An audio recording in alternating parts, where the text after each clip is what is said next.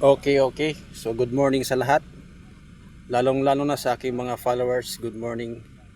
At sa mga hindi followers, good morning din. Sana mag-follow na kayo. So sa lahat ng mga busy na tao na walang time sa kanilang sarili, so you can do this exercise. So this exercise is not all about building body. It's more on cardio or functional training. So just do this. If you have kettlebell. So if you have kettlebell, you can do this workout. So kung wala kayong kettlebell, pwede naman dumbbell. Kung walang dumbbell, pwede na galon. Lagyan nyo lang ng tubig. So you can exercise if you want to. So this exercise is good in your upper body. So we need to exercise because our body needs to exercise. We need to move, no? We need to move our body so that our toxin ay mugawas.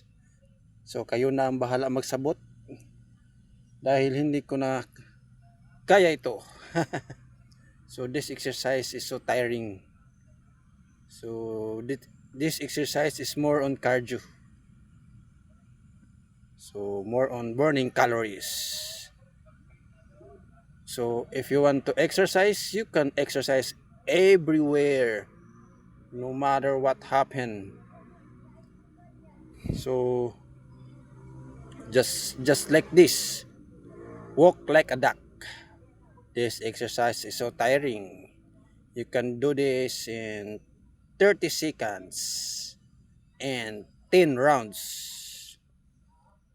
So you can be resourceful and creative in doing fun. Just exercise, no excuses. No excuses. I hope sa mga busy dyan, busy people, you can exercise everywhere.